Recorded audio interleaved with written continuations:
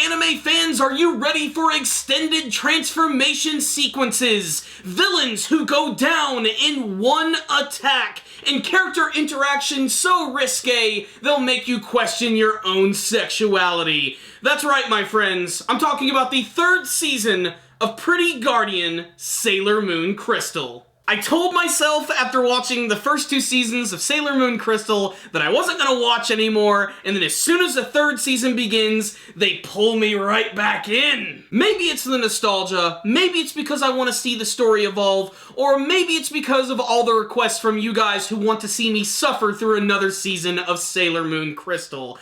Whatever the reason is, I'm actually excited for the next season of this classic anime and manga franchise. And for one important reason. There's a different animation team working on this season, and it's immediately apparent. This episode right here, in many ways, is leaps and bounds better from the stuff that we got from the very first two seasons of Sailor Moon Crystal, for a number of reasons. First and foremost, the characters have been slightly redesigned, still resembling their manga counterparts, while at the same time not looking like a lanky orangutan. Another big difference is that we no longer have those 3D transformation sequences. Now, I personally didn't really have a problem with them in the first two seasons of the show, but I will be the first to admit that they completely clashed with the rest of the style of the show. So the transformation sequences from the Sailor Senshi are a lot more traditional in the third season. This episode right here is basically just a glorified reintroduction to the series in all of the Sailor Senshi themselves. There's still Usagi Sailor Moon, who's as dumb and adorable and lovable as always. We also have the return of Mamoru Chiba as Tuxedo Mask, who continues to exude as about as much personality as a potato. There's also Chibiusa, the future daughter of Sailor Moon and Tuxedo Mask, who is back in the series and continues to get under my skin. I still hate the character greatly. We also get the return of the other members of the Sailor Senshi. We have Sailor Mercury, Sailor Jupiter, Sailor Mars, and of course, Sailor Venus, as well as the return of Sailor Pluto. And it looks like in this season we're also going to get two brand new members of the Sailor Senshi, otherwise known as Michiro Kaio, Sailor Neptune. Joined with her is Haruka Tenno, Sailor Uranus, who from this point on, I'm going to appeal to my inner 10-year-old and refer to her simply as Sailor Uranus. That's right, we got to see a lot of Uranus this week. So what exactly went down in this week's episode of Sailor Moon Crystal? Well, it picks up immediately from the end of the last arc.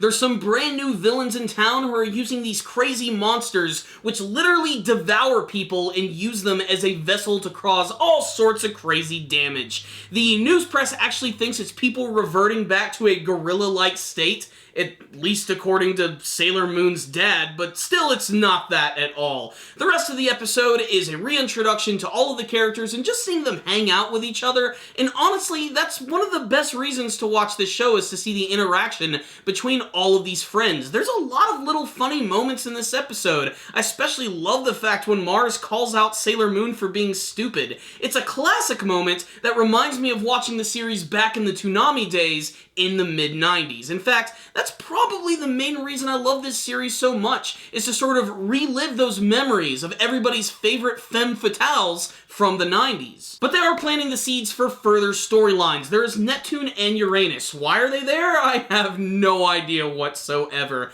But what's really interesting about these two characters, and I'm not going to sugarcoat any of this, and it might even be a spoiler for those who have not seen the series whatsoever, Neptune and Uranus are actually lovers. This is something that was completely removed with censorship from the 90s version that aired on Toonami. It was implied that basically these two Sailor Senshi were just cousins and not lovers at all. But rest assured, this one will not be censored, and we're going to see a lot of Neptune getting up in Uranus. What I do find very interesting is that Uranus is incredibly androgynous, to the point where everybody thinks that Haruka is basically a boy. And it makes sense. When you hear the voice actor, you are completely shocked, not to mention the incredible androgynous appearance and the fact that Uranus is an amazing race car driver. They also happen to be going to this prestigious school which is known as the Mugen Academy, which might actually have a connection to the main villains of this arc.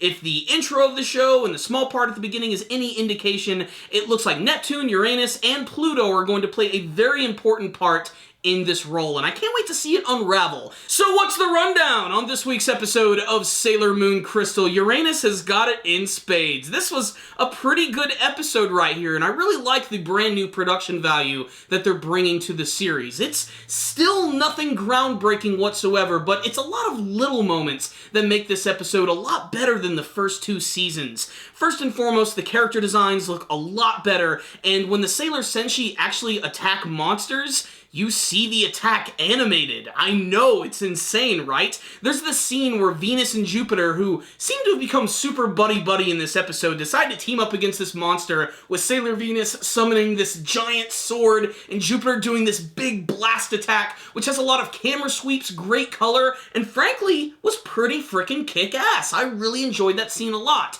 Unfortunately, just like the first two seasons, these monsters go down in one hit.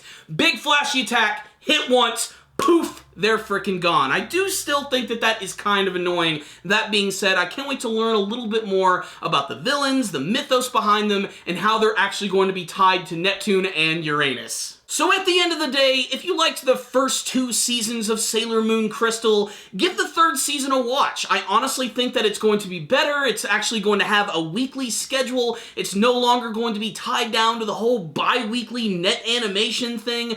I think it just has better production value, and the characters just seem a little more inviting this time around. So if you're a casual Sailor Moon fan, if you watched it in the Toonami days, if you're a hardcore fan of the manga, and you saw the last season of Sailor Moon Crystal, then check out this episode. You might see something you like. It's the beginning of the next epic arc of Sailor Moon Crystal. And I'm gonna give this episode right here, believe it or not, a 4 out of 5. I honestly got a lot of enjoyment out of it. It was a painfully average episode, but such a huge step up from the last couple of seasons, which gives me hope for the rest of Sailor Moon. So check it out, Sailor Senshi fans. You might see something you like. But if any of you guys watched this week's episode of Sailor Moon Crystal, please tell me what you thought about it in the comments section below. Are you excited for the return of the Sailor Senshi? Who's your favorite member of the Sailor team? Is it Sailor Moon? Is it Mercury? Mars? Maybe it's Uranus. Please tell me in the comment section below. Thank you guys for watching this review. I really appreciate it. Make sure to subscribe to the channel and follow us on social media.